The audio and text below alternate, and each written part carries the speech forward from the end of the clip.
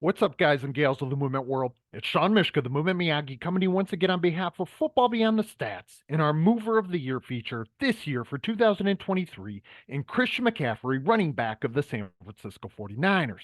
I want to start by reminding you all once again around what our analysis is oriented towards. Our North Star, if you will, is in dexterity. Per Nikolai Bernstein, 1996, dexterity being about the ability to coordinate, control, and organize a movement solution to any emerging movement problem in any situation, in any condition. So when we're talking about analyzing and assessing and naming the most dexterous mover in the league, it comes down to across situations and across conditions, and them being able to execute a movement strategy and solution that fits in with an emerging movement problem, the what is. And today against the Cleveland Browns, we're going to see that on full display from Christian McCaffrey on two separate plays against one of the very best defenses in the 2023 NFL season in the Cleveland Browns. They become one of the best defenses each and every time that they step on the field, as long as number 95 is on the field. And we're going to see some of that, which what he was up to. Myles Garrett, one of our finalists for Mover of the Year, defensive end for the Cleveland Browns, and kind of see how tactically Kyle Shanahan and the San Francisco 49ers offensive staff, and then technically the players themselves and how they executed their skill might have both neutralized and maybe even exploited Myles Garrett. Even though, again, Christian McCaffrey was a lone bright spot, or one of the fewer bright spots, rather, against the Cleveland Browns here, because what we're about to find is Christian McCaffrey's able to do it against all opponents in all situations and in all conditions, even though we see him again week 6 or game 6 for the San Francisco 49ers, week 5 or game 5 for the Browns. So two separate plays. Let's get into our first one here today. I've rambled long enough. We see it at 100% speed. And we're going to see some of the special nuances yet again as we have video in and video out from Christian McCaffrey one more time, or at least two more times, I should say, at 100% speed. And we're going to be able to see both the positives and the negatives, the strengths and the weaknesses of 23 Christian McCaffrey. But some nifty little nuances, some subtleties that I don't want us to miss, because they begin to tell the movement problem solving story for Christian McCaffrey as to why I feel in this respective season he is the best of the best. And so when we find what Christian does, we want to think about what their movement form of life is, any player's movement form of life. But if we're going to analyze the game's very best, we want to think about their authenticity and how their authenticity might lead into their attunement, meaning how they're perceptually connecting to the world, as well as their adaptability, how that connection to the world might flow or channel into the movement strategies and solutions that they're able to coordinate, control, and organize. And that's really what we see from Christian when he does some of the things that he does in a special way. A few things that I want to mention as we get into this, and we're only going to see it, I think, from this one view, this respective play, and I think the second play then we have from two views. I want you to kind of think about, you're not going to be able to see it nearly as neatly as we might if we were over on the end zone view looking back behind. But we see a free defender right here that Christian knows in this respective run and on this respective run, it is his responsibility to make this guy miss. And he's going to attempt to do so in any way, shape, or form, no matter where it is that that player goes. Okay. And so he's not attached to one specific way. So, in a Bruce Lee type of fashion, to use no way as the way, particularly when one defender might be his responsibility on a straightforward running play such as this. So we see that player, and I'm going to get my my drawing tool out here if I can, just momentarily. Okay, we're going to see him come right here between this gap and obviously attempt to shoot in towards where Christian is going to move through. Okay, and again, this player could go here or he could go there, right? And so, what we're going to find from Christian is his hyper attunement or his sensitivity to the information that is going to specify how he can move, where he's going to move, when he's going to move is second to none, but that attunement leads to his adaptability. We're not only going to see it here, guys and gals, but we're going to see it on display in the second play, but we're going to see it on the next local movement problem as well. So you can see he makes this move in relation to where that defender goes. Now, sometimes that defender will intersect and he will have to be able to be more adaptable, be more water-like, if you will. But here, he's able to kind of skip through, hit that gas pedal accordingly, and not really have to concern himself with changing his movement behaviors all that much. He appears to come through this hole unscathed. So now, and I wish this was a little clearer, we can see him moving from local movement problem to the local movement problem. This simultaneous, meaning at the same time, or successive, meaning one after the other, how I solve one movement problem flows into how I might solve other movement problems because there will be context condition variability. So no two movement problems exist in isolation, right? So where he goes and when he goes there will open up certain affordances, aka opportunities to act, or the behaviors that are there, or maybe the space. Okay. Now, one of the things that we see from Christian is he often does want to follow his blockers, particularly those that he might trust a whole heck of a lot in. Okay. We see a number of guys here, and I'm just going to star them, even though it should be pretty obvious. Okay. We're going to see an offensive lineman, free offensive lineman moving into space. We're going to see Debo. We're going to see Kittle. Okay. Now, even though they have numbers on their side, 3 defenders here in this local movement problem, 3 blockers, and then Christian. So it's a 4v3, right? Christian is going to run to it. He's going to go to it. But remember, we want to think about the landscape of affordances that might exist in the vista, in the what is out there.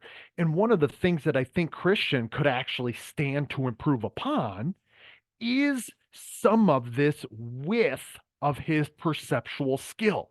In fact, even though he's going to feel this interaction right here, this dyadic relationship, let me actually use a circle to point that out, okay? He's going to feel this. It's likely that he misses any affordance to come here, okay, to go and veer more towards his right or more vertical with this. Instead, obviously, he looks towards his blockers, and he often does this. He sometimes gets really fixated focally, meaning right in front of him, and misses some opportunities peripherally. Okay. And remember, one of the things that one wants to do as they become more perceptually skilled is open up their degrees of freedom perceptually, to be able to scan right to left, or to be able to pick up information in one's periphery, even if they are looking in some other place. Often Christian gets really fixated and he makes that decision. Now, I shouldn't say hastily because, again, he has agency here. What he's picking up and when he's picking up is going to flow into his intentional aims to act as well as the decision he ultimately makes. So it's his affordance to perceive, select, and act upon. It's his affordance to be one with or become one with. So who am I to judge or critique? But I do see times that there would be rather, at least for some, would be really inviting affordances, okay, with multiple ways of acting here that he might pass up. Now, remember, affordances are frame dependent and individual dependent. So they depend on the mover doing the perceiving as well as the deciding or selecting and acting upon. Okay. So these are all just observations that we want to point out that might lead to not necessarily gaps or weaknesses in our assessment. Okay. Because we see that it is open here and he ends up being pretty successful anyways. But we always want to ask what if or what else. And that's really all I'm doing here, trying to show us that there are some opportunities that I could see him acting upon instead of. Okay. And so that I just want to kind of articulate that. But what we see as he moves through here is one of the subtleties that makes Christian McCaffrey really a special adaptable mover. Look at him gather and come to this parallel step of a stance. Okay. He gathers himself from in transition after moving at high speeds, gathers himself to move into that crossover. We see that from him really frequently if you watch the highlights across the course of the season. He often isn't just running at full speed and then throwing that foot down and crossing over upon it. If you watch me kind of move in my movement actions there, as we see him in this position with his left leg forward, we'll often see him gather his feet in a more parallel stance and then throw whichever foot to the left or to the right for him to veer that way in this crossover action. That puts him in a more coiled position to execute from, which number one ends up being much safer on the hip, ankle, and particularly than the knee of this stance or support leg, but it gives him more control of how he's going to veer to his left or to his right. In this case, obviously to his left. Okay. Because this angle becomes much more extreme, but look at how flexed and loaded this left leg is. But because he gathered himself as opposed to just throwing that foot down and planting it, he's able to control this with ownership at a much higher level of adaptability. Okay. And that's really what we see from the angle that he comes out of. Now he has this control to move in this way, but he's still coiled, he's still loaded. So he's not overly committed to moving in the direction that I had drawn that arrow initially with. Okay. So we see him coil here. We see where his eyes are looking, and he's ready for the aliveness to interact with him. And that's the really cool thing that we don't often see from a lot of backs, even ones at very high levels. We're talking about the Christian McCaffreys. We're talking about the Nick Chubbs when he's healthy. We're talking about probably just a few more, maybe a Jonathan Taylor, our 2021 Mover of the Year. And from there, guys and gals, the pickings get pretty slim, at least that are currently playing in the NFL, who will move in this way, draw a free defender into that space, and they're able to coil and load. Now you see where the biomechanics for Christian do matter.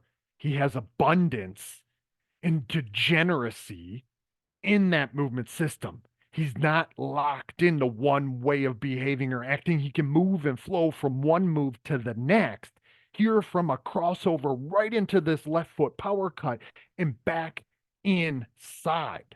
Okay. So hopefully you guys are picking up that subtlety. You might think I'm making a lot of it because I am, because this is rare biomechanical motor control.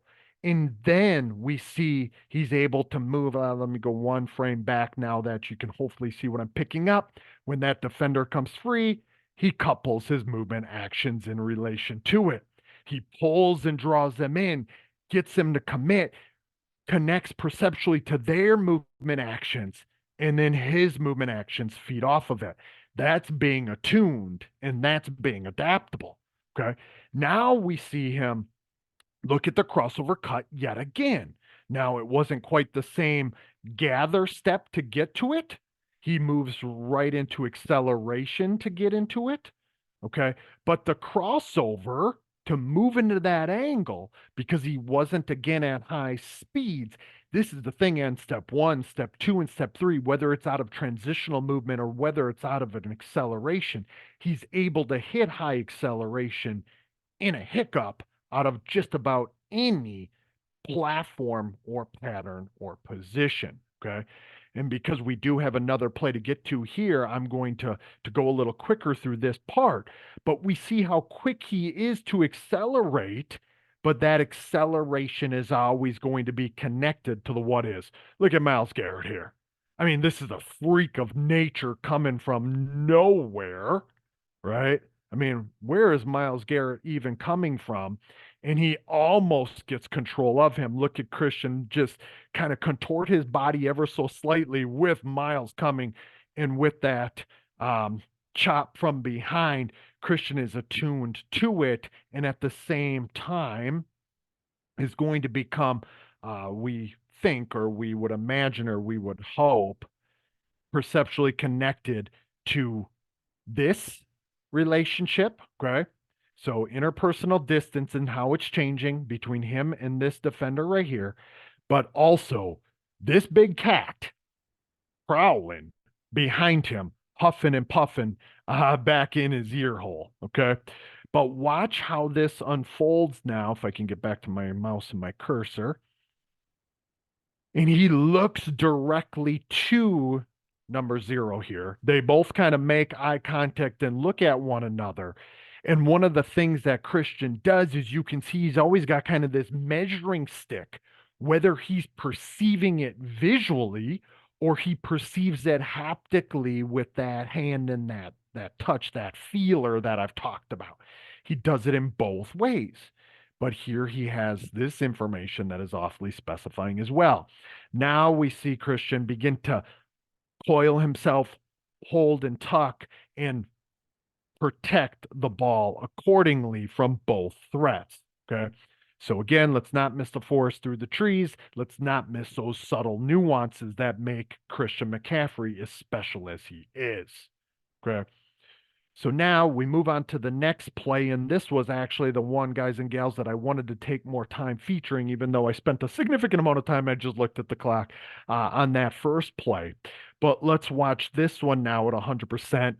We see Myles Garrett here, locked and loaded on 2nd and 9, near and in the red zone, 13-yard line here. And the 49ers obviously have multiple ways of attacking the defense in this case. And what we see yet again is Christian McCaffrey, his true ownership, but also his abundance, his attunement, his adaptability, all feeding from his authenticity. One more time at 100% speed as he first interacts with Myles Garrett, then makes somebody miss in a phone booth.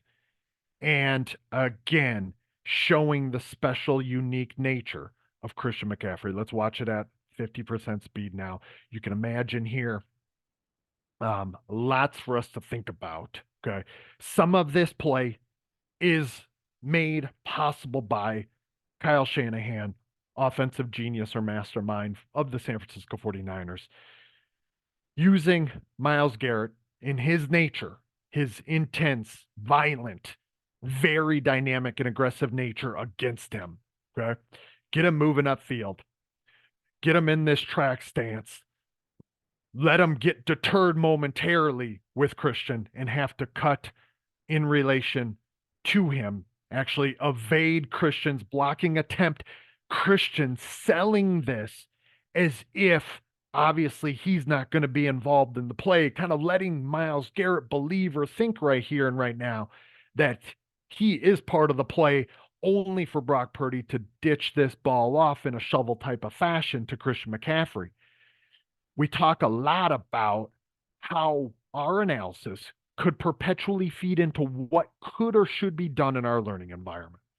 This is a really easy type of movement problem, and a live movement problem that we could set for our ball carriers. We see it right now, ball pitched from even a coach or a trainer to a running back who has to turn, survey, and become perceptually aware of the what is.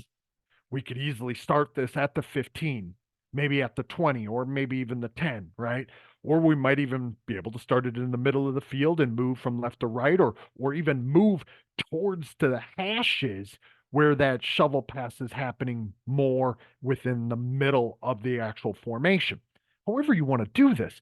But you can see how easy it would be to set a movement problem, and I'm just going to draw these out because I'm going to call out the elephants in the room. Okay, we got this local movement problem here, or local dyad in each one of these places or spaces. Okay, it ends up being a 4v3, or we could add this defender down here to make it a 4v4, again, along with the ball carrier, along with Christian.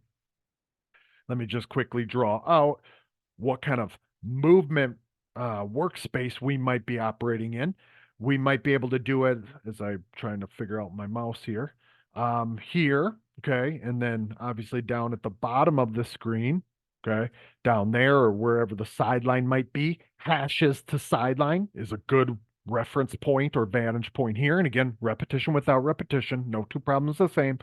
I would argue that we will want to change this up. We could change any number of factors up, whether it's workspace size in the form of width, in the form of length, location on the field, as we already talked about, how many blockers and defenders. In this case, if we're going to use all of them, it's a 4v4, but we could change that up where the player themselves might not know what they're getting when they turn.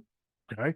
Hopefully, this is setting the tone. If you're watching this and you're a movement and skill acquisition specialist, or a coach who's working with running backs or ball carriers, offensive skill players in any way, shape, or form. Okay. Hopefully that makes some sense. I want you to keep that workspace size in mind or workspace shape in mind. Okay. As well as then this movement problem that the ball carrier will attempt to solve. Okay.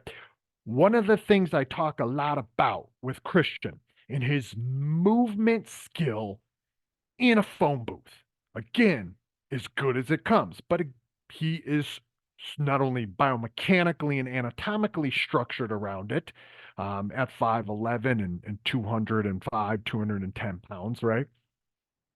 But he also has the movement qualities and characteristics that make it possible. He uses and executes a lot of gather steps in deceleration and into plants, right?